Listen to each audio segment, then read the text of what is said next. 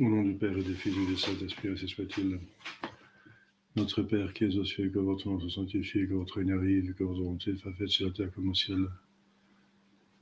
Donnez-nous aujourd'hui notre pain de chaque jour, pardonnez nos offenses, comme pardonnons ceux qui nous ont offensés. Il ne sait pas succomber à tentation, mais délivre-nous du mal, ainsi soit-il. Je vous salue Marie, pleine de grâce, le Seigneur est avec vous. Vous êtes bénie entre toutes les femmes, et Jésus, le fruit de vos entrailles, est béni.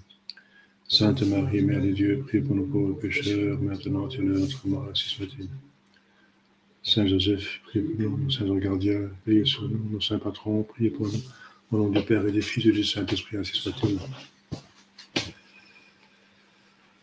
Voilà, chers fidèles, on continue avec, on a vu les apparitions du Saint-Esprit. Et maintenant, donc l'Église. Donc après l'article de la foi, de credo du Saint-Esprit, vient immédiatement l'Église, parce que justement, concrètement, l'Esprit Saint se manifeste et agit dans l'Église. Et c'est la personne divine qui est maintenant parmi nous, active parmi nous. Donc Dieu le Père était surtout active à la création, et jusqu'à l'apparition de notre Seigneur Jésus-Christ, par sa création et sa providence. Et notre Seigneur Jésus-Christ, à partir de l'an 0, pendant 33 ans, comme vous savez, l'incarnation et la rédemption, et ensuite, à partir de l'année 33, à partir de la Pentecôte, jusqu'à la fin des temps, c'est l'Esprit Saint qui est actif sur la terre, et en particulier en animant l'Église.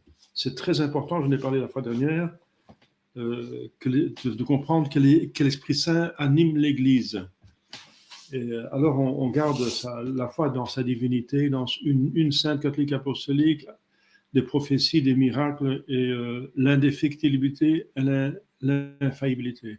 Avec ces notions, on peut expliquer toute la crise et on peut donner les solutions, n'est-ce pas? Comme vous savez déjà. Alors, l'Église catholique et son organisation. L'Église catholique est une institution, c'est la définition, c'est une institution visible, fondée par notre Seigneur Jésus-Christ, où les hommes sont élevés pour le ciel.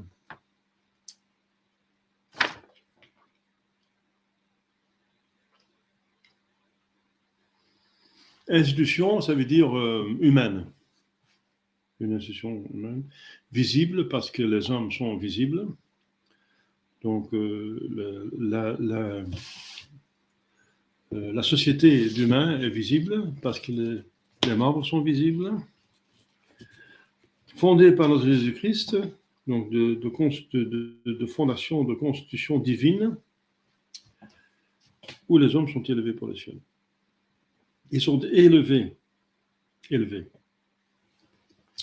Allez enseigner, donc dogme, ce qu'il faut croire, faites garder le commandement, donc la morale, ce qu'il faut faire, et ensuite baptiser, donc ils reçoivent les sacrements,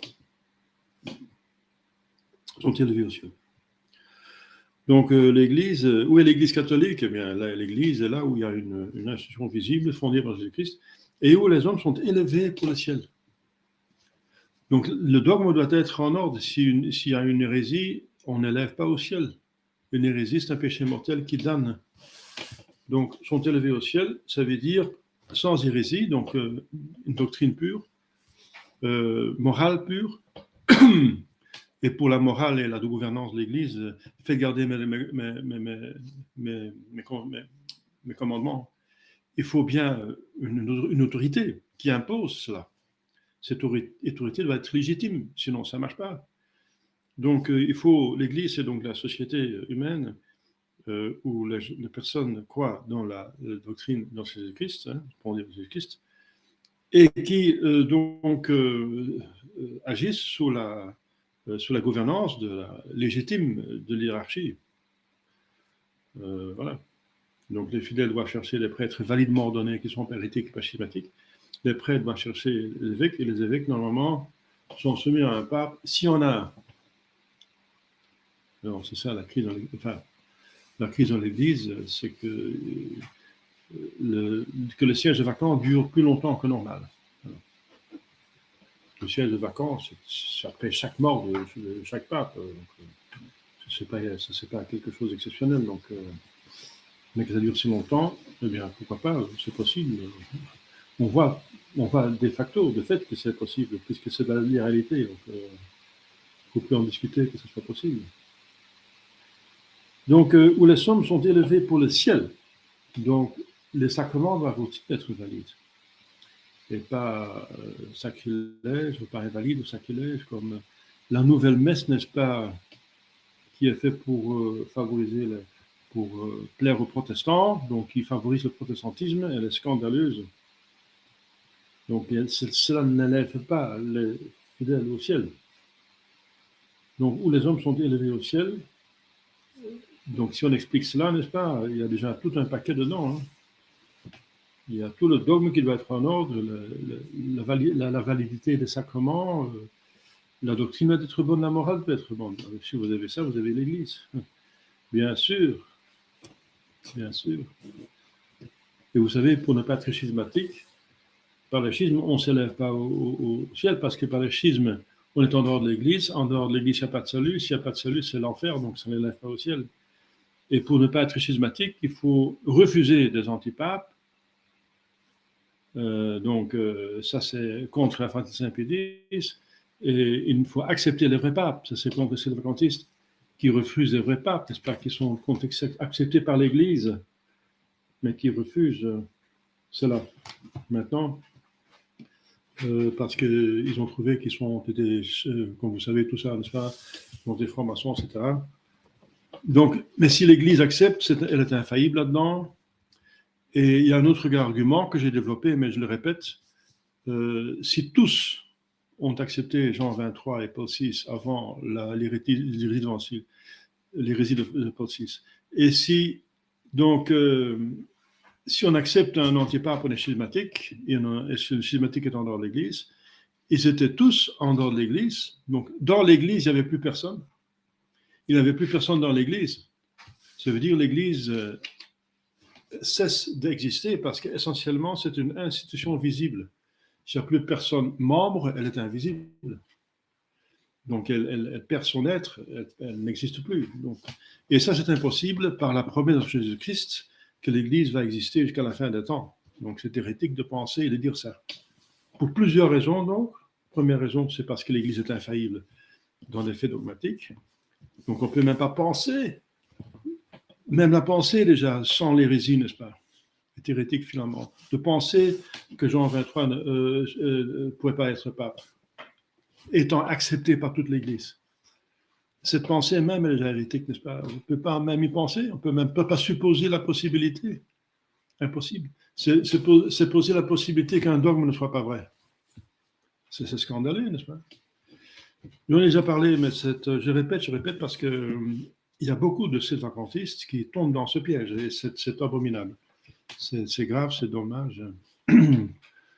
J'espère qu'ils ne se rendent pas compte, parce qu'objectivement parlant, c'est très grave. Donc l'Église est visible, les sacrements sont visibles, par exemple, on devient membre par le baptême est quelque chose de visible, on est même inscrit dans les registres, c'est quelque chose de vérifiable, c'est un enregistrement matériel dans des papiers, donc c'est visible, c'est public.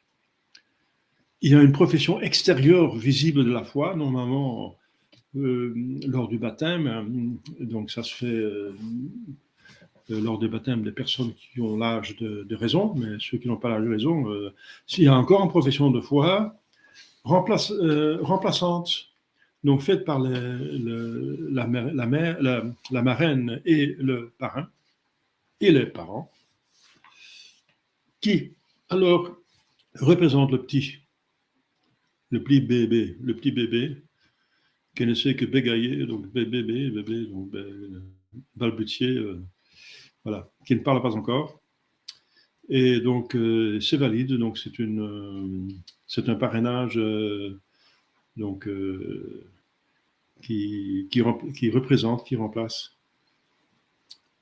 C'est une volonté remplaçante substituante. Et une fois que l'enfant a donc, son âge de raison, il doit approuver, et c'est ça la signification de la profession de foi, qui est faite à la communion solennelle.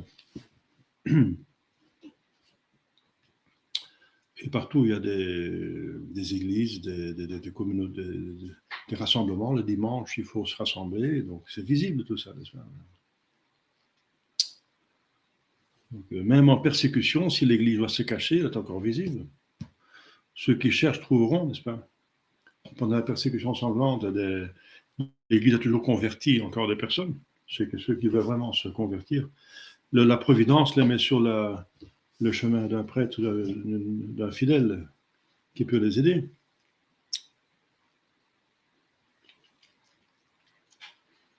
Donc l'Église est visible contre les protestants qui disent qu'elle n'est pas visible, qu'elle consiste seulement des gens qui sont en état de grâce.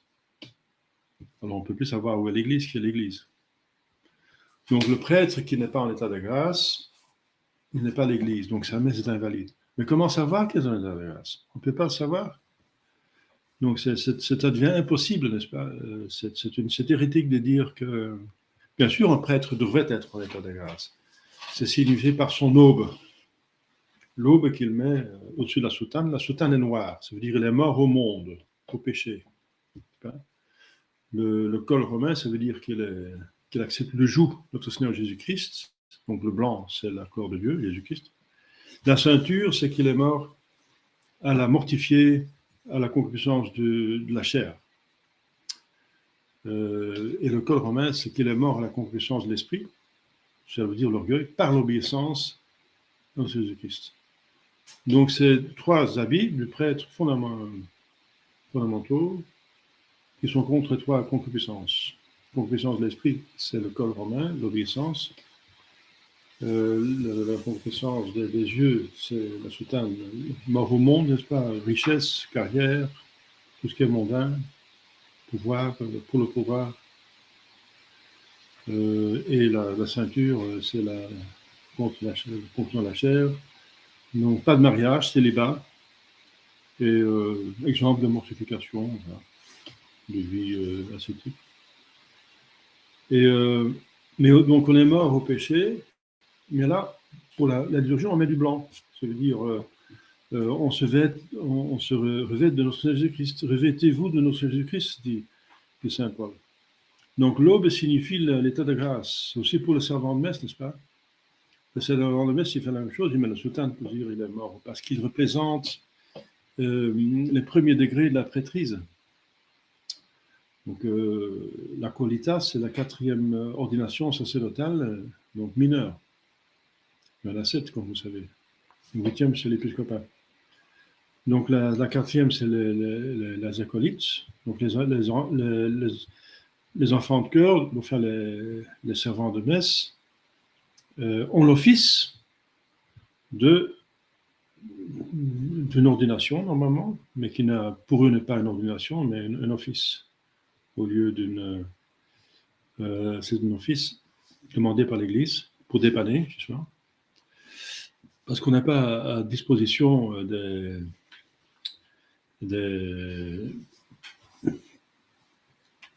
séminaristes qui sont ordonnés 4e, il n'y a pas des laïcs qui sont ordonnés 4e ordination.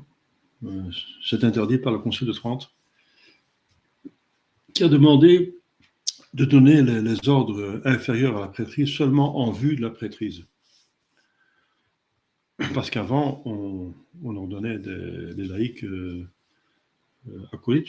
Il y avait Haydn était acolyte, je pense. Il y avait des compositeurs qui étaient acolytes. Mais l'Église a arrêté ça parce qu'il fallait être aussi garant pour les finances et il y avait des laïcs qui en profitaient pour vivre de l'Église. Et ça, c'est pas convenable. Par les abus, l'Église a arrêté ça. Mais en tout cas, donc le servant de messe, il fait l'office quand même de l'acte acolyte, quoiqu'il n'a pas l'ordination. Et il se revêt donc du noir, Satan, pour dire qu'il est mort au monde, au péché. Donc, c'est fondamental, ça se dit même au baptême, je renonce au diable et à toutes ses œuvres. Et ensuite, il se revêt pour servir dans la liturgie. Quand il fait le sacristain, il n'a pas besoin de ça. Le sacristain se revêt seulement en noir. Donc quand il prépare l'autel, il n'a pas besoin de se mettre en surplis. Le surplis est nécessaire quand il fait des fonctions liturgiques. Quand la messe commence, il va servir, il va mettre... Et le surplis remplace l'aube.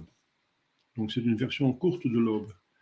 Et ça veut dire la même chose, c'est qu'il est en état de grâce. Parce qu'il faut être en état de grâce normalement pour célébrer la messe. Le prêtre est obligé de le faire. Mais ce n'est pas vérifiable. On ne peut pas savoir si c'est vraiment comme ça. Et donc c'est une hérésie de dire que l'Église consiste seulement des personnes en état de grâce. Dans le ciel, oui. L'Église triomphante n'existe que des personnes en état de grâce, c'est-à-dire en état d'amitié de Dieu qui est devenu la gloire. Ça, oui. Dans le ciel, c'est comme ça.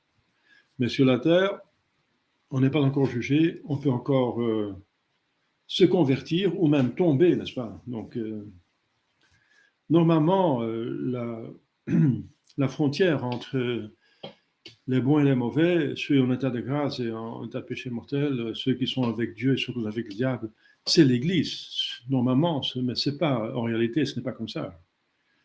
Il y a pas mal de gens qui sont dans l'Église qui ont le baptême de désir et qui sont bienveillants, mais qui n'ont pas encore trouvé l'Église convenablement, ou pas du tout, et pas de leur faute, parce qu'une ignorance coupable est encore coupable.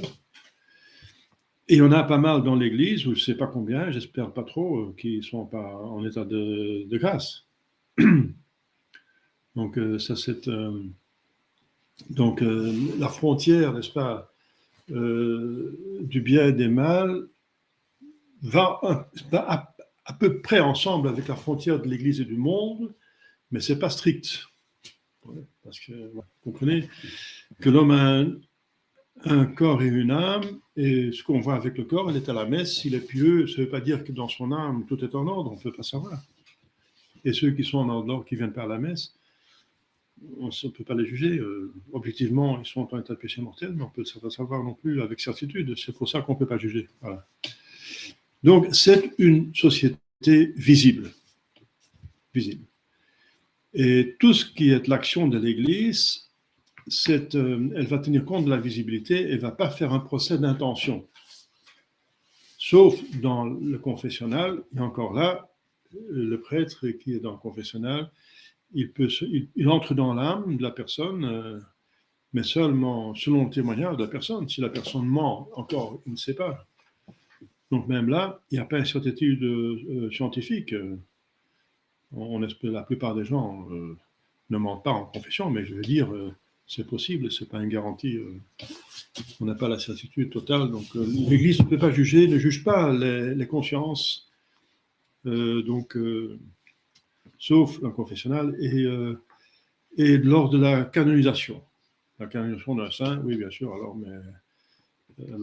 il y a des expressions, mais qui confirment la règle. Pour le reste, l'Église ne peut pas faire ça. Personne ne peut. Jésus dit ne jugez pas et ne condamnez pas. Alors, l'Église catholique est souvent appelée royaume des cieux, royaume de Dieu, société de tous les fidèles chrétiens. Donc, royaume et société. Royaume de Dieu, société de tous les fidèles chrétiens. Jean-Baptiste et notre Seigneur Jésus-Christ annonçaient que le royaume des cieux était proche. Eh bien oui, c'est l'Église donc. C'est le royaume, Jésus est roi, donc il règne avec les trois pouvoirs, voilà, je viens de le dire, le pouvoir législatif, il dit ce qu'il faut croire et ce qu'il faut faire, n'est-ce pas, le dogme de la morale, les pouvoirs exécutifs, n'est-ce pas, il est providence et il règne par l'hiérarchie de l'Église, qui gouverne les peuples, les individus, par les papes, les évêques, les prêtres. Et ensuite, le pouvoir judiciaire, parce que l'Église peut récompenser, Elle peut donner des indulgences, par exemple, et récompenser et punir des excommunications, des interdicts,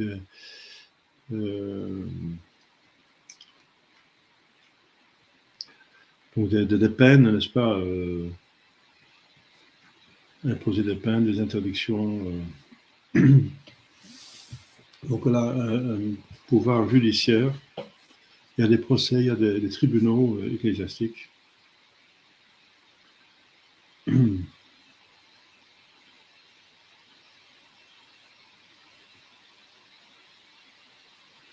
Donc il y a trois peines, il y a l'excommunication, l'interdict et la suspense. Et sur plusieurs niveaux, un curé peut le faire, un évêque et surtout le pape quand il y a un pape.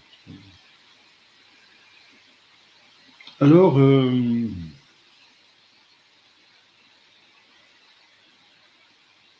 c'est un royaume parce qu'il y a une hiérarchie, n'est-ce pas, avec une tête visible et invisible. Invisible, c'est notre Jésus-Christ. Visible en temps normaux, c'est le pape.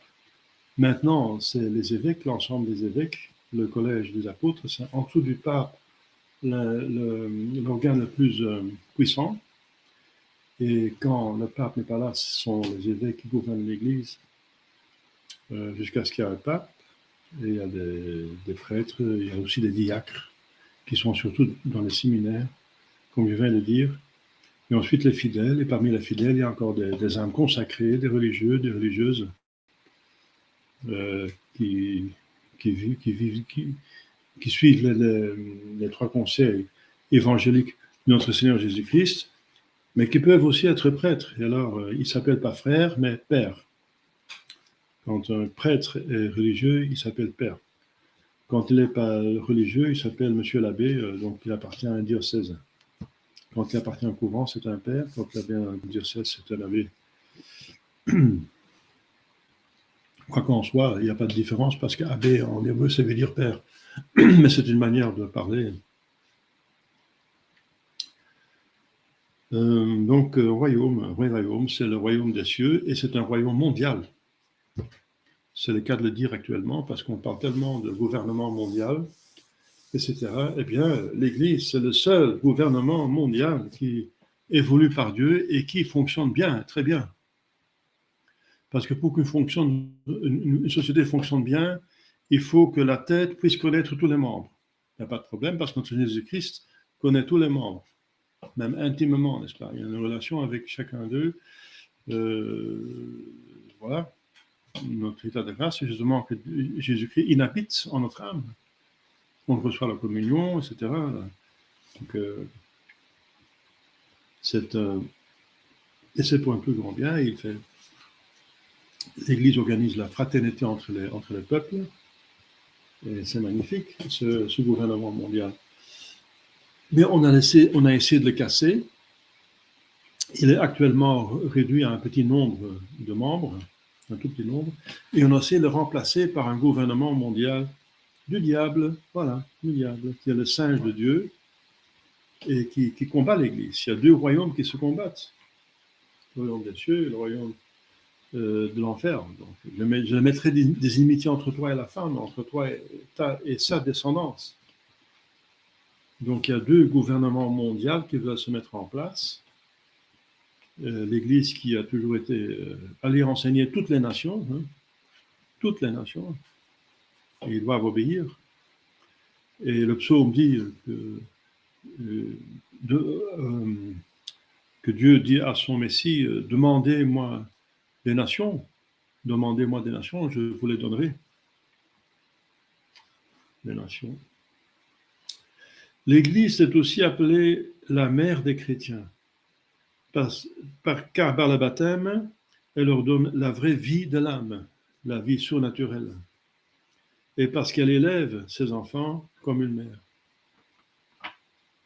par les catéchismes, par les instructions, par la gouvernance, par la gouvernance spirituelle des âmes.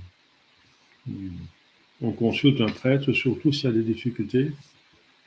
Il a la grâce d'État pour trouver des solutions. C'est d'être un homme sage et qui a de l'expérience. Voilà. Donc une mère. L'Église est comme une mère. Mais nous n'avons qu'une seule mère. Un enfant, normalement, a une mère, la Vierge Marie. Alors, comment dire? Est-ce qu'on a deux mères surnaturelles, Marie et l'Église? Non. Marie, c'est notre mère, bien sûr. Jésus-Christ a dit sur la croix, voici ta mère. Et Saint Jean représentait toute l'Église, à laquelle il avait dit cela. Mais donc l'Église est une mère dans ce sens que la maternité de la Sainte Vierge Marie est exercée instrumentalement par l'Église. Voilà. C'est la même maternité. La Sainte Vierge agit dans l'Église, par l'Église aussi. L'Église élève l'homme pour le ciel, comme on vient de voir, en exerçant le triple ministère qu'il a conféré par le Christ, on vient de le voir, donc doctrinal, pastoral et sacerdotal. Doctrinal, ce qu'il faut savoir, pastoral, ce qu'il faut faire, sacerdotal, comment nous sommes aidés par les sacrements, les sacramentaux. Il donne les moyens de se sanctifier. Il gouverne les membres, même les peuples. Il n'y a pas de séparation de l'Église et d'État. Ça veut dire vive la liberté, je fais ce que je veux, l'Église n'a rien à dire. Ça, c'est contre notre Seigneur Jésus-Christ qui a dit allez enseigner toutes les nations. Donc les nations doivent se convertir. Donc il y a une distinction entre l'Église et l'État, mais pas une séparation. Les nations doivent suivre l'Église, comme Clovis et les Francs se sont convertis, se sont laissés baptiser, tous. La nation s'est fait baptiser. S'il y a séparation de l'Église et l'État, c'est la mort de la chrétienté. Voilà. Nous en sommes là. Vraiment la chrétienté. Le christianisme ne peut pas disparaître, l'Église ne peut pas disparaître. Mais la chrétienté, oui, ça veut dire la civilisation chrétienne, les États qui sont soumis à l'Église. Mais ça va revenir. Les promesses du grand pape et du grand monarque, ça va revenir. Ce triple ministère fut rempli par notre Seigneur Jésus-Christ lui-même, d'abord, hein. Donc doctrine, morale, liturgie, et qu'il est transmis aux apôtres et à leurs successeurs. Voilà. Il a pendant 3 ans fait un séminaire d'évêques. Il a formé les évêques, aussi des prêtres, parce qu'il avait des apôtres et des disciples. Les disciples, les 72 disciples, sont plutôt des prêtres.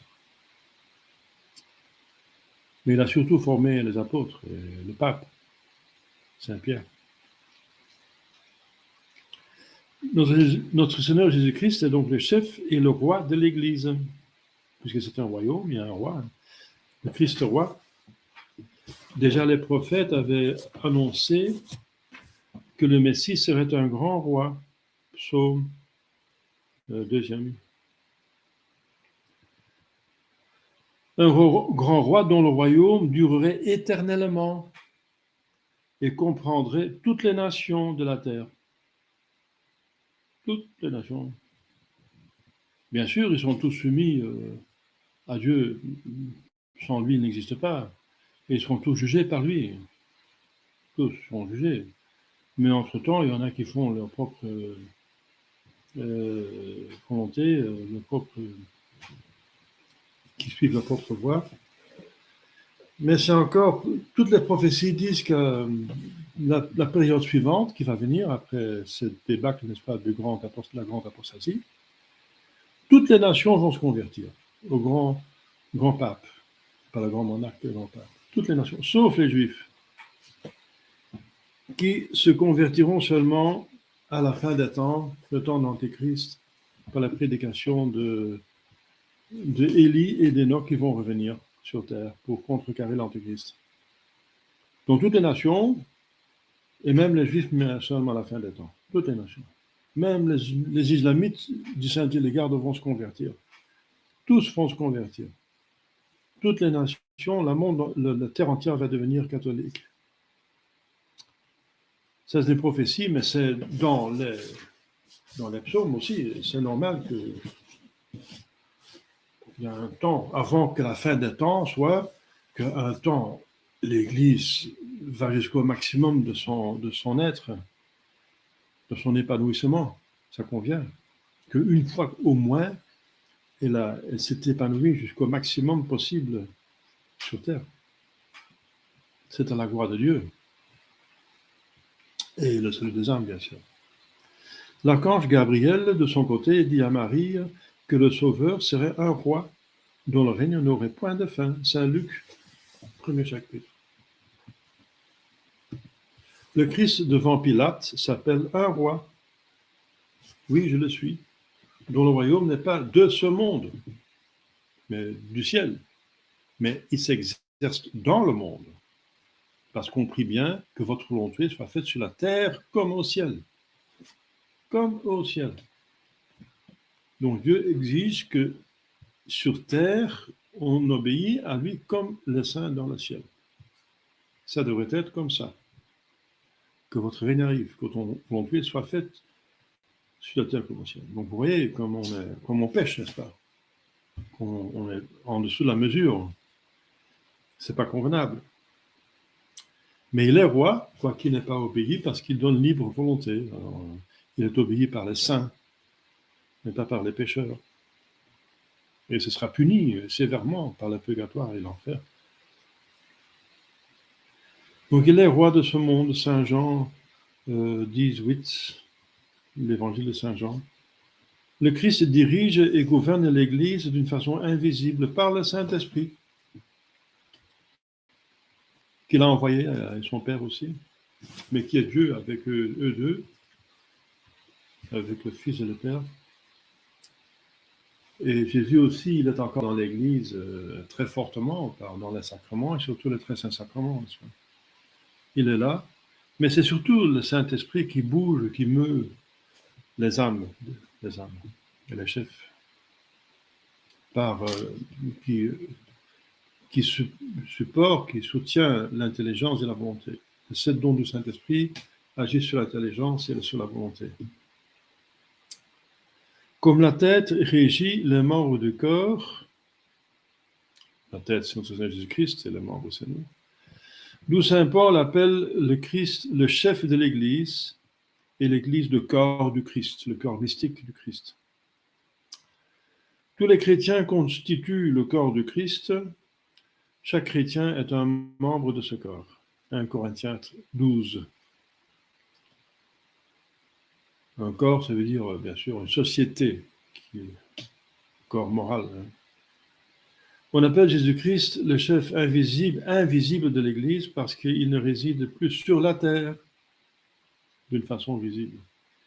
Il est allé au ciel pour mieux nous gouverner à partir du ciel, pour qu'on mette nos espérances dans le ciel.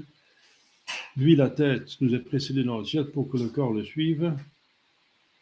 Et il délègue sur la terre, mais il donne les grâces suffisantes.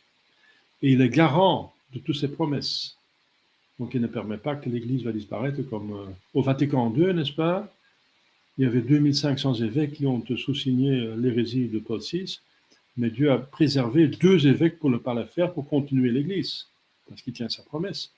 Bon, on le fait avec Assemblée.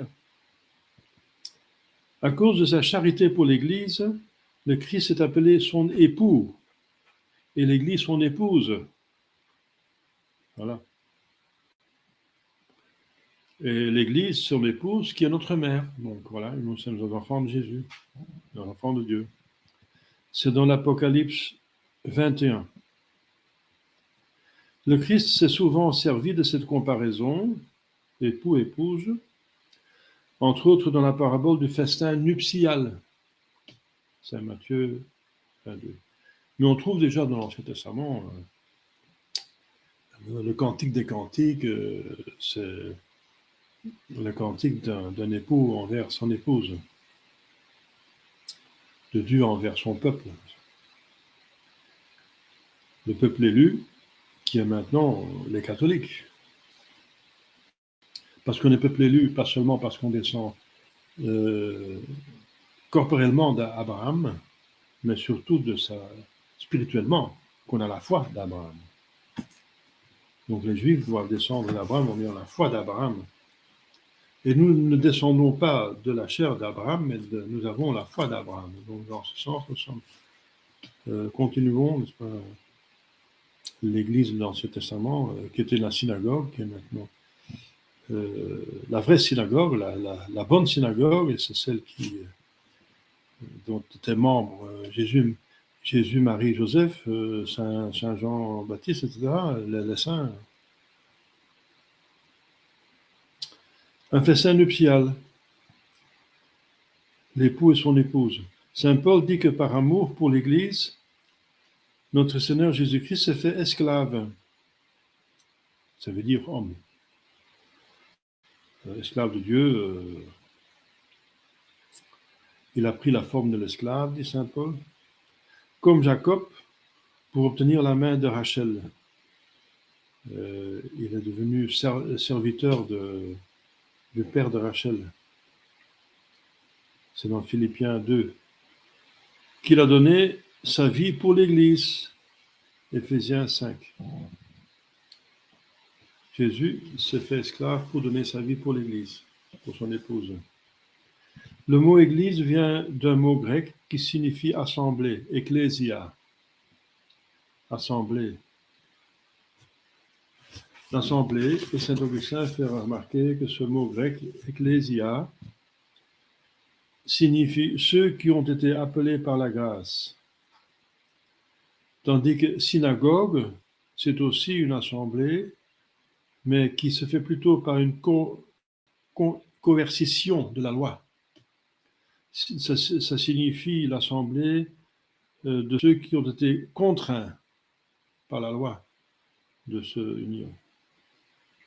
Contraints, il va surtout la peur, la menace des châtiments pour le péché, Adam et Ève et les autres péchés. Quoique Dieu toujours se montre comme un bon père, même dans l'Ancien Testament. Mais puisqu'il y a tellement, il y a des péchés, c'est des époques des péchés entre Adam et Ève et notre Jésus-Christ qui vient donc vaincre le péché. Eh bien, il faut bien que la justice de Dieu règne. La justice demande de punition. Il y a cette menace de punition. Mais à partir de notre Jésus-Christ, qui a payé par amour, qui a fait une réparation substituante, qui est mort à notre place, c'est l'ère de la miséricorde. L'amour entre l'époux et l'épouse. D'un père envers ses enfants et la mère envers ses enfants. Dieu le Père et la mère, l'Église. Donc quand on est baptisé, on reçoit Dieu comme Père et l'Église comme Mère et la Sainte Vierge. L'Église catholique se compose de l'Église enseignante et de l'Église enseignée. La première est constituée par le chef de l'Église, le pape, par les évêques et dans un sens plus large par les prêtres. Et je dirais même par un diacre, parce qu'il y a le père de l'Église, Saint Éphrem de Édesse, qui était diacre. Et le père de l'Église, bien sûr, c'est l'Église enseignante. Hein. Mais au sens strict, c'est les évêques, et au sens plus large, c'est les prêtres et aussi les diacres. L'Église enseignée, c'est les autres fidèles. Donc le mot pape vient du grec papas, ça veut dire père. On dit encore en français papa. Eh bien, c'est un mot grec finalement d'origine. Et évêque vient d'épiscopus. Épiscopus. Ça veut dire le surveillant, celui qui surveille, qui veille qu'il n'y a pas d'ennemis qui entrent dans la bergerie, pas d'hérétiques. Épiscopès. Scopès, c'est voir, épis, c'est tout autour. Celui qui regarde tout autour. Le surveillant. Et le prêtre, ça vient de presbytère en grec. Ça veut dire l'ancien, la personne âgée. Qui est âgée, donc expérience. Elle commence à maîtriser ses passions. À un certain âge, n'est-ce pas? expérience, sagesse, etc. Donc un prêtre doit avoir un certain âge pour bien fonctionner. Le prêtre vient des presbytères, l'ancien. Toutefois, les prêtres n'ont pas d'eux-mêmes le pouvoir de l'enseigner. Ils le tiennent de l'évêque. Donc un prêtre enseigne toujours normalement au nom de l'évêque et ne l'exerce que de son consentement. Il faut la juridiction, voilà. En temps normaux, il faut une juridiction d'un ordinaire, ça s'appelle un évêque qui est chef d'un diocèse. Et tout ce qui se passe dans le diocèse, c'est lui qui contrôle, et le pape aussi. Le pape peut intervenir dans toute diocèse. Normalement, il gère l'Église entière. Et c'est rarement qu'il va intervenir dans un diocèse pour régler un cas particulier. Mais il peut le faire. S'il y en a un pape. En temps normaux, il y en a un. Nous sommes dans un temps exceptionnel. Jamais arrivé dans l'Église que pendant 60 ans, il n'y a pas de pape. Donc, voilà, ça peut arriver, c'est arrivé. C'est pour un plus grand bien, et le plus grand bien sera donc effectivement, comme je viens de le dire, cette chrétienté qui va aller jusqu'au maximum. Parce que la crise de l'Église est allée au minimum. Et puisque le bon Dieu permet le mal en vue le plus grand bien, eh bien, s'il permet le minimum, c'est en vue d'un maximum. Voilà, c'est clair, c'est mathématique. À la division indiquée plus haut répond aussi celle du clergé et des laïcs. Voilà. Donc dans l'Église, il y a le clergé, c'est l'Église enseignante, et le laïc, c'est l'Église enseignée. Donc si Macron et les révolutionnaires français parlent de la laïcité, que tout le monde doit être laïque, eh bien, ils le disent finalement que tout le monde doit être l'Église enseignée. C'est beau ça, c'est magnifique. Moi, je suis d'accord avec la laïcité. Hein. Tout le monde, tous les Français doivent être l'Église enseignée. Ça veut dire qu'ils doivent se laisser former par l'Église enseignante. Donc, ils ne savent pas très bien ce qu'ils disent. Hein. Ils disent la laïcité pour justement dire qu'il ne faut pas être soumis au clergé, mais ils ne connaissent pas du tout le droit canon. Ça veut dire le contraire. Celui qui n'est pas membre de l'Église, c'est tout simplement un païen. Un païen. Un laïc, c'est un baptisé, donc on ne va pas faire l'Église. Mais donc il doit dire, il doit faire voilà, du paganisme, mais ça sonne mal, donc il parle de laïcité. Mais laïcité, voilà, ça veut dire l'Église enseignée. Bravo, moi je suis pour. Donc ils ne savent pas ce qu'ils disent. Ils ne savent pas ce qu'ils disent. Il y a des questions là, parce qu'on arrive au deuxième chapitre, là, le chef visible de l'Église. Question par ici. Donc l'Église catholique et son organisation. Il y a donc la définition et ensuite l'explication. La définition de l'Église en général. Division. Ça va? Eh bien, on passe au chef visible de l'Église. Eh bien, c'est vraiment. Maintenant, c'est le cas d'en parler, qu'on a 60 ans sans pape. C'est un peu pénible de voir ces chapitres parce qu'on dit des choses du pape qu'on voudrait bien avoir, mais qu'on n'a pas. Mais enfin, tout est pour un plus grand bien, c'est une grande consolation. L'appui le plus solide de l'Église est son chef. Alors, il est solide, ça veut dire parce que c'est le rocher sur lequel l'Église est construite. Il est le rocher sur lequel elle est fondée, Saint Matthieu, voir Saint Matthieu 16, et sert principalement à conserver son unité. Ça veut dire, s'il n'y a pas de pape pendant 60 ans, son unité devient fragile. Et on constate que c'est le problème actuellement dans l'Église catholique, c'est-à-dire parmi les sédvacantistes, parce que les sédvacantistes sont des catholiques, ça veut dire qu'ils n'acceptent pas d'antipapes. Ceux qui acceptent des antipapes sont des schismatiques. Donc ceux qui ne sont pas sédvacantistes sont schismatiques et les sédvacantistes sont simplement catholiques. Mais quel est le problème de sédvacantisme? Justement, l'unité. Pourquoi? Parce que l'unité est normalement organisée par la tête. Une tête qui décide, paf, ça tient tout le monde ensemble. Donc on voit que c'est fragile maintenant. Il y a un problème d'unité, mais c'est la suite le manque, n'est-ce pas, d'un chef visible pendant si longtemps. Et cette unité devrait être organisée par l'autorité suivante, par le collège des évêques. Mais ça fonctionne aussi mal. Et ça, c'est coupable, parce qu'ils pourraient fonctionner ensemble. Mais c'est compréhensible parce qu'il y a des opinions à gauche et à droite, tout le monde a son opinion, et tout le monde veut développer son apostolat dans cette opinion-là. Il y a ceux qui sont pour Cassitiacum, il y en a qui sont contre la thèse de Cassitiacum, il y en a qui sont, je ne sais pas quoi encore, qu'est-ce qu'il y a encore? Ah oui, qui acceptent genre, ça c'est plutôt pas une opinion, ça. Il y a plusieurs opinions qui circulent. Il y a beaucoup d'opinions qui sentent l'hérésie, comme par exemple l'opinion d'un prêtre qui dit que pour être évêque, il faut être ordonné par un évêque qui avait la permission du pape. Mais il n'y en a plus maintenant. Donc, est-ce qu'il y en a encore deux, ou un? Il avait encore resté encore un. Hein. Deux, oui. Il y avait plus que 100 ans. Un seulement, voilà. Il en restait un seulement, plus que 100 ans, donc il va mourir. Et si lui il est mort, il n'y a plus d'évêque dans l'Église catholique, et ça sent l'hérésie, parce que le Concile de Trente dit que celui qui dit qu'il n'y a pas d'évêque dans l'Église, qu'il soit anathème. Donc ce sont des opinions qui circulent, mais qui sont finalement, si on vraiment va jusqu'au fond des choses, sont simplement hérétiques, quoi. Le Christ a constitué Saint Pierre comme chef des apôtres et des fidèles.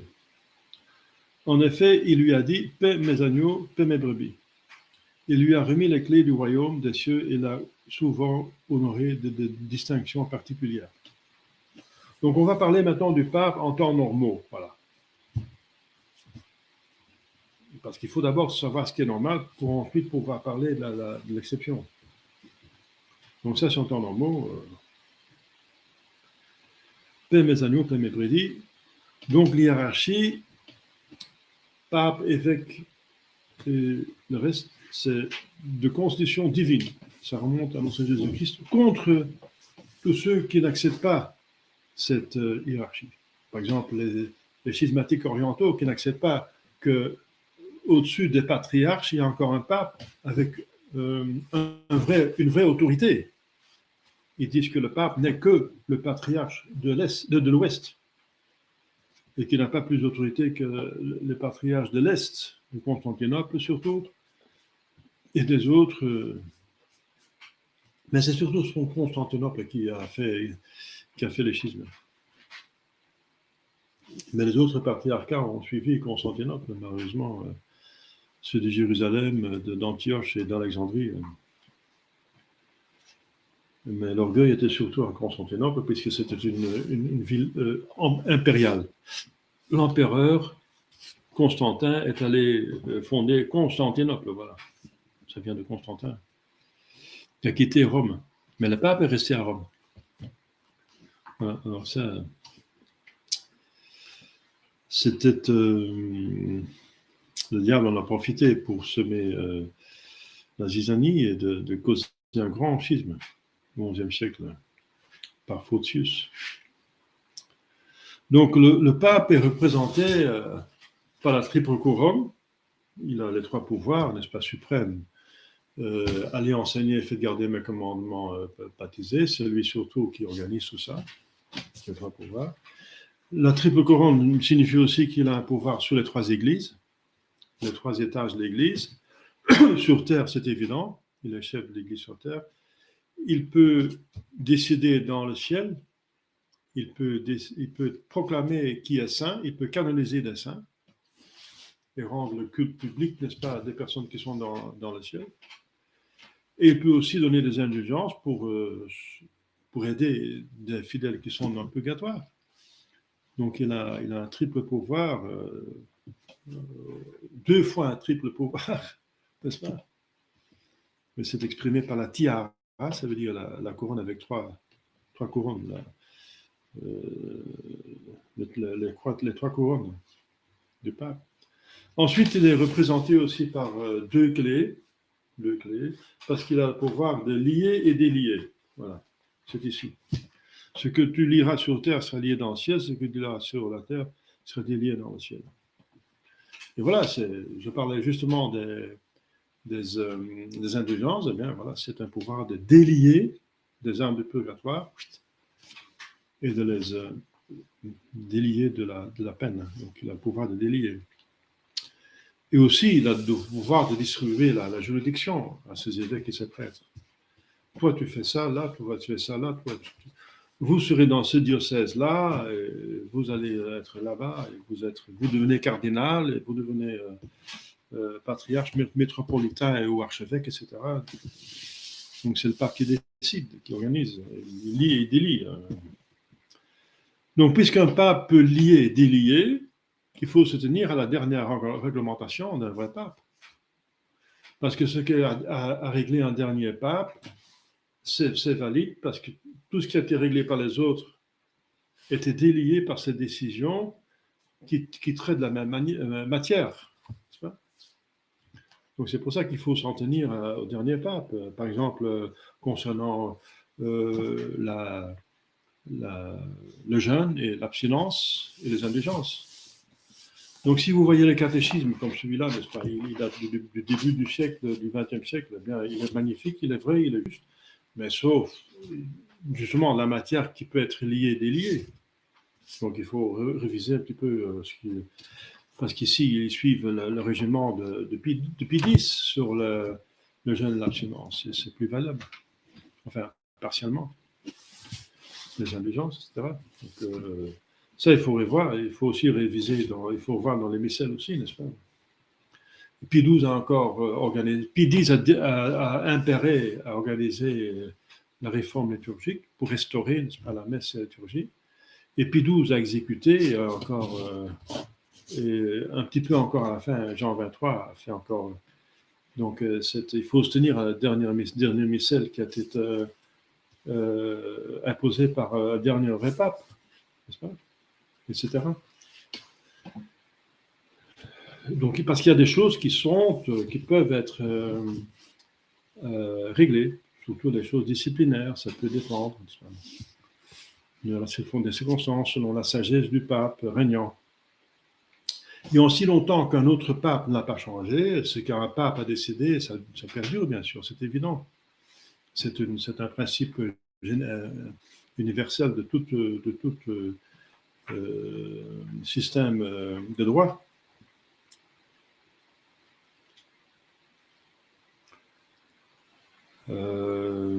Jésus-Christ a changé le nom de Simon en Pierre.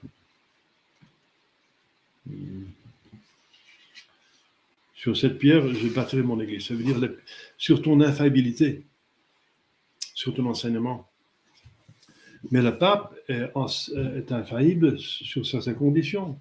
Ces conditions ont été établies par le premier concile de Vatican I, le premier concile de Vatican. Et l'autre juridiction, celle qui est ordinaire, est aussi conditionnelle. Il faut des conditions.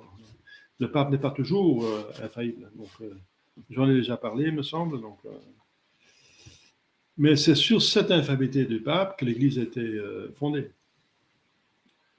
Donc l'Église est sur le rocher, ça veut dire ce qui est absolument certain, ça veut dire la révélation de Dieu, mais expliquée par le magistère, parce que la révélation de Dieu peut être mal exprimée. On a vu dans l'Évangile dimanche dernier que le diable lui-même, il peut abuser de l'Écriture sainte pour proposer de mauvaises choses.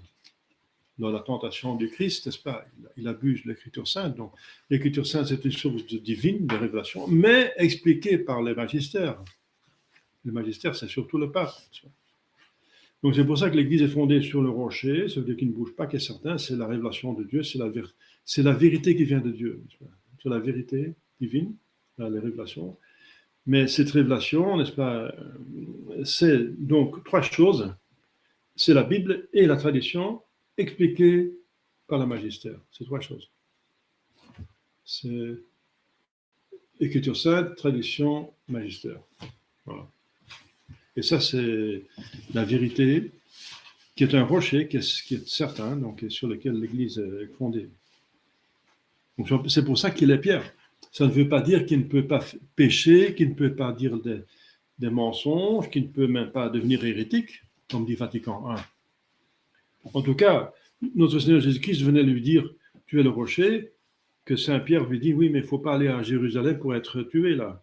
Alors Jésus-Christ dit, arrière-moi Satan, parce que tu n'as pas d'idée de Dieu, mais de l'homme. Il vient lui dire, tu es Pierre, parce que Simon lui a dit, vous êtes le Fils de l'homme. Et Jésus-Christ dit, tu es Pierre, parce que ce que tu ne dis pas, ça vient de Dieu et pas des hommes. Puisque tu parles des choses qui viennent de Dieu, tu es là, tu es Pierre. Si tu dis des choses qui viennent de l'homme qui sont contre Dieu, tu es Satan. Voilà. Donc Pierre peut être Simon, et Simon peut être Pierre. Donc il y en a deux. Hein. Derrière moi, Satan, c'est fort quand même. Satan veut dire l'adversaire. L'adversaire, Satan. En hébreu, adversaire. Lucifer, c'est le nom de l'ange le plus haut qui est tombé. Mais Satan, ça veut dire l'adversaire. Donc, je veux dire, l'adversaire par excellence, c'est bien sûr le diable. Il adversaire, il est contre les choses de Dieu. Il est contre. Simon, Pierre était alors contre le plan de Dieu. Jésus est venu pour nous sauver. Alors, Simon disait alors, Pierre disait, oui, mais il ne faut pas faire ça. Alors, on est quoi? Jésus-Christ est venu en touriste. Hein? Le tourisme sur terre. Non, il est venu pour nous sauver.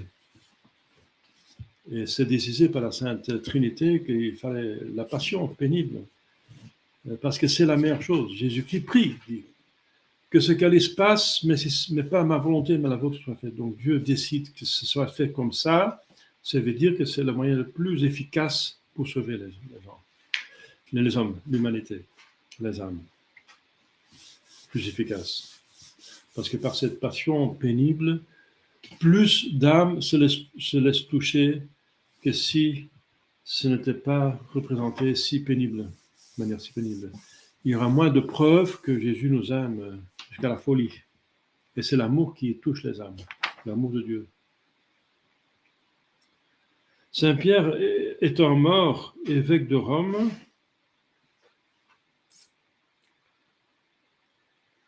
la primauté et le pouvoir de Pierre passèrent à l'évêque de Rome. Mais il faut bien dire que Saint Pierre était d'abord évêque à Antioche. Donc Antioche était la première fondation. Mais quand il est passé à Rome, donc il a quitté bien sûr Antioche.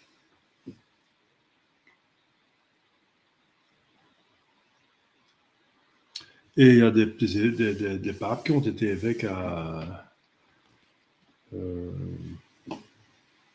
en France. Allez, j'ai oublié le nom. Je pense à Avignon.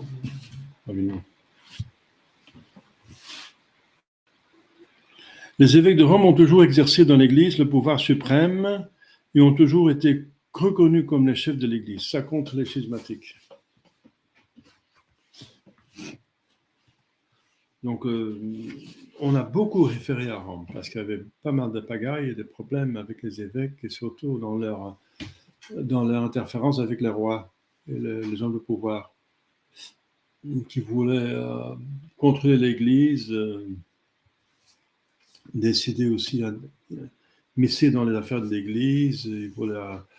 Donc, il y a toujours ce pouvoir temporel qui veut plus, et même des choses qui ne lui appartiennent pas, et les évêques ont du mal ou bien ils résistent, et ça peut aller jusqu'au martyre, ou bien ils ne résistent pas et ils se corrompent. Mais dans les deux cas, Rome va intervenir pour avoir le dernier mot, pour que les fidèles aient la certitude de ce qu'il faut penser de cette affaire. Donc, c'était toute l'histoire de l'Église, c'est comme ça, n'est-ce pas? Et à chaque fois, Rome décide. Roma locuta, causa finita. Rome a décidé à parler, juger, et la chose est close, n'est-ce pas? C'est décidé, c'est comme ça.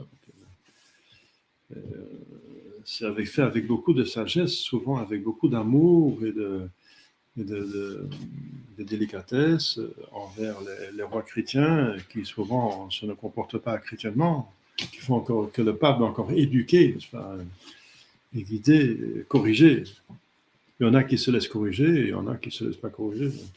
Il a surtout eu des problèmes à l'Est. Les empereurs étaient des enfants terribles. Et à l'Ouest, c'était aussi terrible, mais ils arrivaient quand même à les maîtriser et à les guider. Donc, c'est la différence entre l'Église latine et l'Église orientale qui est réduite qui est décimée, n'est-ce pas? Littéralement a été décimée par le schisme. Et ce n'est pas les empereurs qui se laissent faire par les hérétiques. Les hérétiques qui influent sur les empereurs, et par les empereurs terrorisent les catholiques et mettent la pagaille, et finalement font un schisme. Et à l'Ouest, les hommes de pouvoir sont beaucoup plus dociles, beaucoup plus dociles envers le pape. Et ça fait la différence. Maintenant, plus. Maintenant, il n'y a plus d'État qui est vraiment catholique, mais ça c'est exceptionnel, comme je viens de le dire. On a quand même une histoire de 2000 ans déjà de chrétienté. Donc, l'évêque de Rome est par conséquent appelé pape, le père de tous les chrétiens, ou le Saint-Père. Sa sainteté, parce qu'il représente Dieu qui est saint. Le père de la chrétienté, oui, c'est évident. Le vicaire de Jésus-Christ, oui, parce qu'il le remplace. Hein? Une très grande responsabilité, n'est-ce pas? La plupart des papes ont été saints au début du premier siècle, trois premiers siècles. Oui, bien, c'est une église persécutée. Mais après, ça commence à diminuer. Dès qu'elle sort des catacombes, l'église sort des catacombes, la position de pape, c'est une position très puissante, honorifique, estimée. Donc, il y a des personnes qui veulent se faire pape justement par goût de l'estime, du pouvoir, d'influence. Il y a des familles qui veulent promouvoir leur candidat pour avoir plus d'avantages, parce que le pape, justement, il a une influence politique en marge. En marge, il a un pouvoir politique. Donc, ça influe négativement sur la sainteté des papes. Quoiqu'il y aura toujours des saints papes, mais de plus que l'Église avance, de moins qu'il y en a. Donc, l'avant-dernier pape canonisé, c'est Pie V au XVIe siècle. Et le dernier pape canonisé convenablement, c'était Saint Pie X au début du XXe siècle. Donc, il y a 4 siècles qu'on n'a pas eu vraiment de papes qui ont été béatifiés, etc., donc, ou canonisés. Donc, vous voyez que quand l'Église prend du pouvoir, etc., il y en a qui se... Mais l'Église, c'est toujours saint, n'est-ce pas? Il va toujours avoir des saints, mais il y a donc cette influence, n'est-ce pas? Cette concupiscence du pouvoir qui joue dans l'homme, n'est-ce pas? Et qui influe même sur la papauté, hein, n'est-ce pas? On voit même des grands pécheurs, des papes qui auront des femmes et des enfants qui seront scandaleux, n'est-ce pas? Surtout au XVe siècle, 15e, 16e siècle. C'est une raison pourquoi le protestantisme a pris racine, à cause des désordres dans l'Église. Ce sont des hommes qui peuvent pécher. Hein. Le pape n'est pas impeccable. Ça veut dire peccatum, ça veut dire le péché qui ne sont péchés. Donc, ça veut dire qu'il n'a pas la possibilité de pécher. Ça reste un homme avec une volonté libre. même s'il a les charismes d'infaillibilité. La plénitude de juridiction, n'est-ce pas? Il est docteur universel, pasteur des pasteurs et des brebis. À l'époque, n'est-ce pas, normalement, le pape avait avant le concile 70 cardinaux, maintenant c'est augmenté. Mais normalement, il y avait 70 cardinaux qui appartiennent aux différentes nations et qui ont le droit d'élire le nouveau pape 12 jours après la vacance du siège. C'est à eux que revient donc l'office de choisir un pape. Ça s'appelle le conclave. Le pape est indépendant de tout souverain temporel et de toute autorité ecclésiastique. Donc, summa sedes anemine judicetur, le siège suprême n'est jugé par personne. Sauf, dit la tradition, avec Gratien et tous les canonistes du Moyen-Âge, et avec le Concile de Vatican I, sauf si on constate qu'il a dévié de la foi. Alors, il faut constater que Dieu l'a déposé. Alors encore, on ne le juge pas, mais on constate que Dieu l'a jugé. Donc, c'est encore une petite distinction, parce que personne ne peut juger le pape, puisque le pape est au-dessus de tout le monde, et juger, c'est se mettre au-dessus d'eux. Mais on peut constater que Dieu l'a jugé. Voilà, la fois prochaine, on parlera des évêques, des prêtres et des fidèles. Parce que j'ai assez parlé déjà du pape à d'autres occasions pour ne pas en répéter les choses. Et on a passé à l'heure, je vois. Il y a des questions? Pas spécifiquement, pas parisé non plus. Donc, bien, prions pour un saint clergé, n'est-ce pas? Une sainte église. L'église est toujours sainte, mais parce que oui, on va voir ça, n'est-ce pas, la fois prochaine, les marques de l'église. Mais en pratique, il faut prier pour avoir des pasteurs, des prêtres, des bons évêques, des bons papes. Il faut prier pour ça, c'est une grâce. On a eu des saints papes et des papes qui n'étaient pas saints. Donc, le clergé, si le clergé est saint, le peuple est saint, n'est-ce pas? Pour avoir un peuple heureux, il faut avoir un bon clergé. Donc, maintenant, c'est difficile de trouver les prêtres, n'est-ce pas, qui sont validement ordonnés, ensuite qui sont père éthique et schématique, et qui tendent à la sainteté, n'est-ce pas, qui encore, ça devient de plus en plus rare, et c'est pour ça que ça va si mal dans le monde. Mais c'est vice-versa. Le monde n'a pas assez prié, les fidèles n'ont apparemment pas assez prié pour des prêtres, et on constate que là où il y a des prêtres, c'est là où il y a eu des martyrs. En France, la plupart des prêtres, c'est des adventistes, donc catholiques, se trouvent dans la terre des martyrs.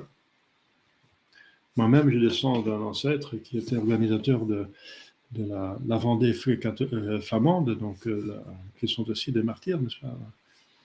Donc, on constate que là où il y a des prêtres, en Mexique, il y a beaucoup de prêtres, mais il y a eu la Cristiada, donc les Cristeros.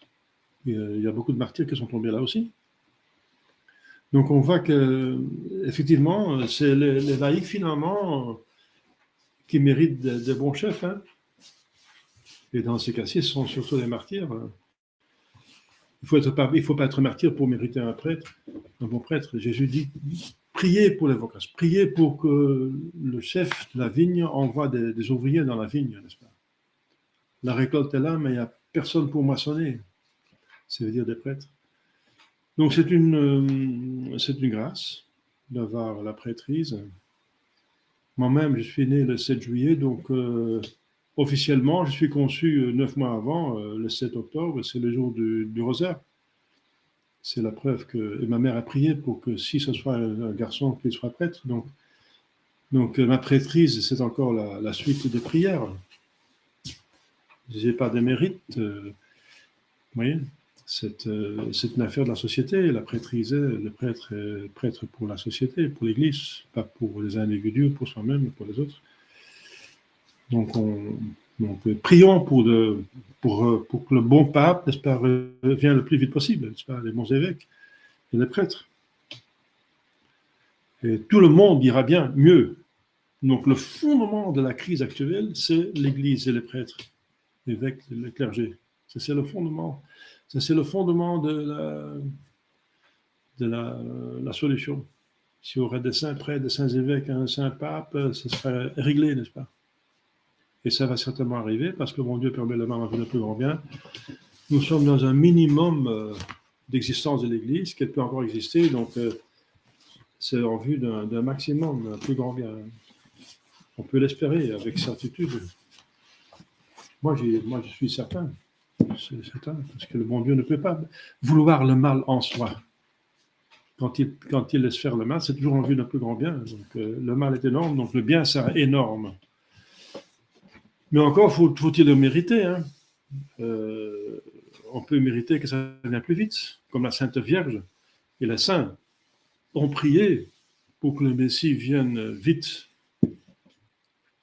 Et la Sainte Vierge reçoit en visite Saint Gabriel, voilà, vous serez mère. Si vite ça allait, n'est-ce pas? Comme dit notre Jésus-Christ, Abraham a souhaité voir mes jours. Même Abraham souhaitait que le Messie vienne vite. Mais c'est encore 2000 ans qu'il fallait attendre. Donc chez nous, ça ne va pas durer autant, parce que sinon l'Église n'existe plus. Mon Dieu ne va pas le permettre. Donc voilà. Prions, n'est-ce pas? Prions, bien sûr, nous-mêmes pour rester dans la foi et pour la persévérance finale, mais en même temps pour les autres et voilà, pour les prêtres. Je remercie pour vos prières pour moi, que je puisse persévérer jusqu'à la fin. Hein, c'est important. Je prie pour vous. Merci. Au nom du Père et des Fils et du Saint-Esprit, ainsi soit-il.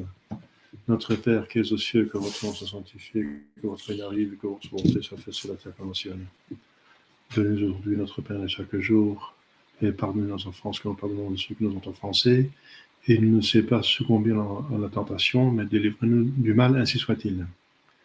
Je vous salue Marie, pleine de grâce, le Seigneur est avec vous, vous êtes bénie entre toutes les femmes, et Jésus, le fruit de vos entrailles, est béni. Sainte Marie, Mère de Dieu, priez pour nos pauvres pécheurs, maintenant et à l'heure de notre mort, ainsi soit-il. Saint Joseph, priez pour nous, Saint Gardien, priez sur nous. Nos saints patrons, priez pour nous, au nom du Père et du Fils et du Saint-Esprit, soit-il. Envoyez un lien, et ce serait sur YouTube pour des personnes qui seraient peut-être intéressées par cela. Voilà, et prions les uns pour les autres.